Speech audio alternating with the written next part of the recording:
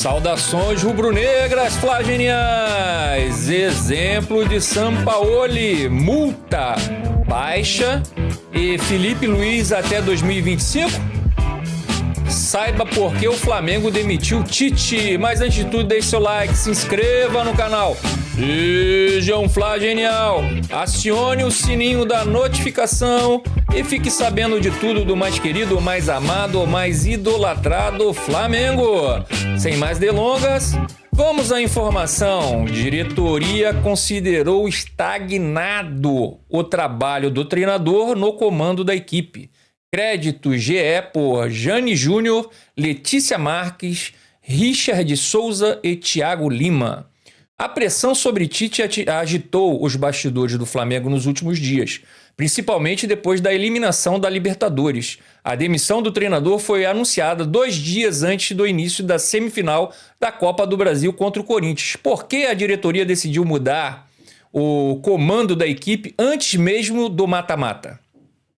Nem mesmo o reencontro do time com a vitória, depois de 4 jogos, ao derrotar o Atlético Paranaense por 1-0 no domingo, no Maracanã, aliviou a pressão interna ou mudou a avaliação do trabalho, considerada estagnada nos corredores da Gávea e do Ninho do Urubu.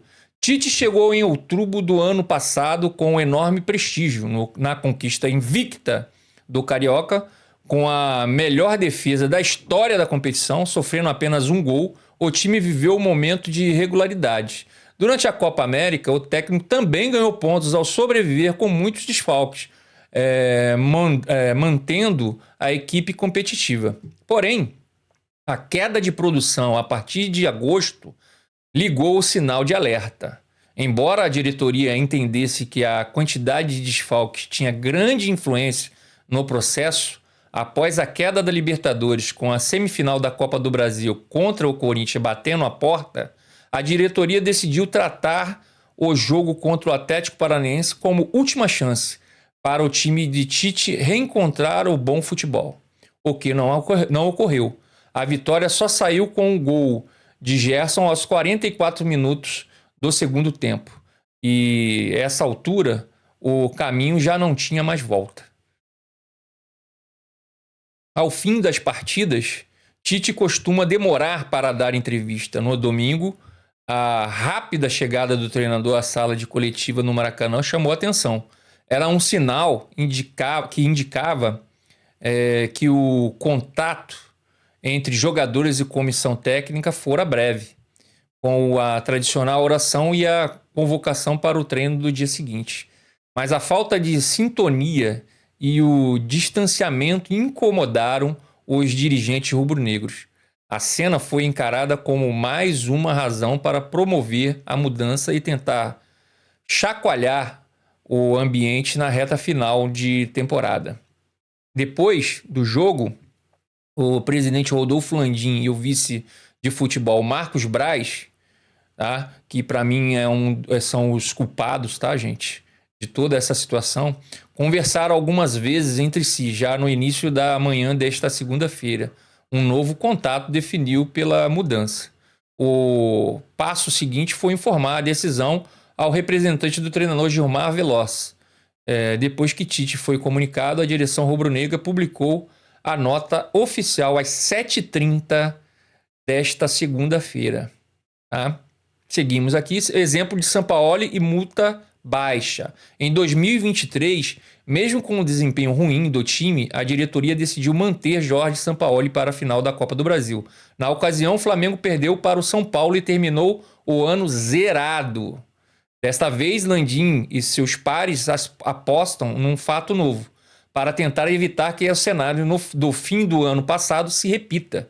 A eleição presidencial do clube, marcada para 9 de dezembro, também foi pano de fundo da decisão de demitir um treinador com baixíssima popularidade diante da torcida, o que ficou evidenciado pela quantidade de xingamentos a ele no Maracanã no domingo. Outra diferença é que a multa desta vez é baixa, tá, pessoal? O Flamengo precisa pagar 50% apenas do restante do contrato.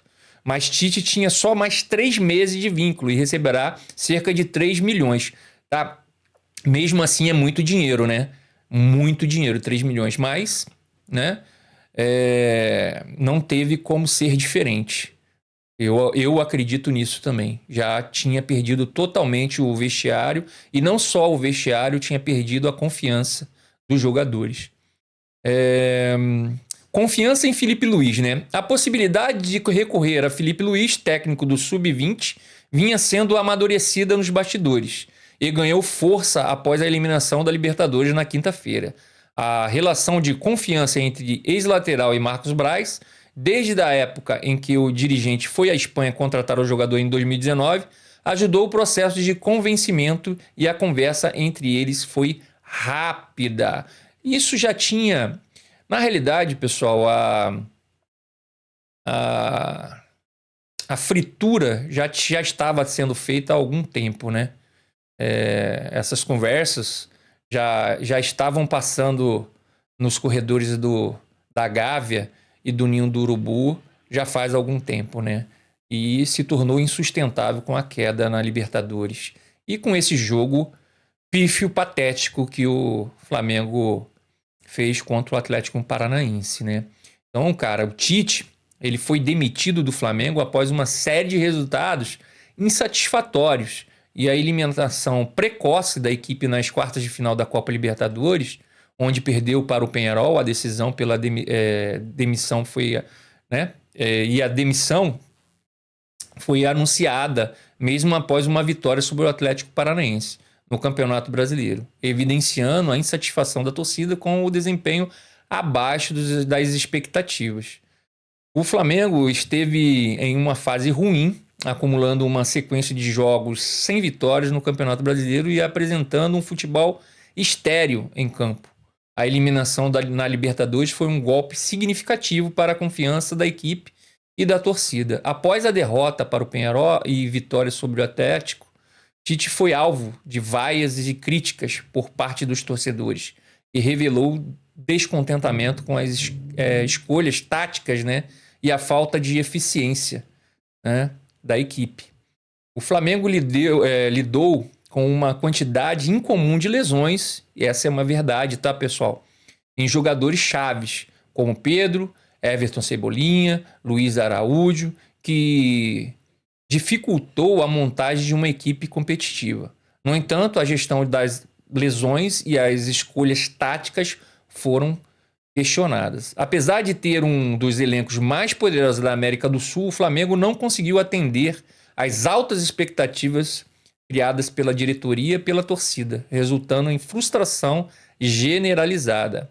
A falta de um planejamento claro e eficaz durante a temporada também foi apontado como um fator que contribuiu para os problemas enfrentados pelo clube. Felipe Luiz assume a equipe e já tem pressão para cima dele, tá, galera? Que vai ter um dia para conversar com os jogadores e posicionar o time para jogar na quarta uma semifinal de Copa do Brasil, né? Contra o Corinthians, tá, pessoal? Uma coisa só que eu quero deixar bem claro aqui, pessoal, é que nunca é o jogador. Eu já venho falando isso aqui há algum tempo. Não é o treinador sozinho, aliás. Nunca é o treinador sozinho. Eu tenho uma convicção que eu venho falando aqui no canal e eu vou falar de novo. De 20% a 30% é culpa ou glória, né? É culpa na derrota ou glória do treinador.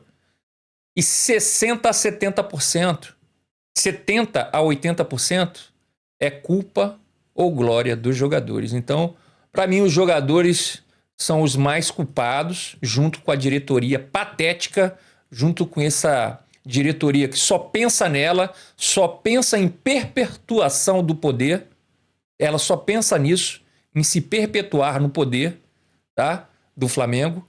Então, o maior culpado, para mim, é a diretoria e, em segundo lugar, os jogadores, em terceiro, o técnico. Tá? Eu vou colocar alencar, né, dessa maneira, né? Primeiro, diretoria. Segundo, jogadores. E terceiro, técnico. pelo nível de importância deles, na minha opinião. Certo? Bem, vamos ficando por aqui, galera. Obrigado por flamengar comigo. E lembre, o único rubro-negro que existe é o Flamengo. O resto é tudo vermelho e preto. E não se esqueça, antes de tudo, deixe seu like, se inscreva no canal, seja um Fla Genial, acione o sininho da notificação. E fique sabendo de tudo do mais querido, mais amado, mais idolatrado Flamengo. Que Deus ilumine os passos de todos nós. Saudações rubro-negras. Até mais!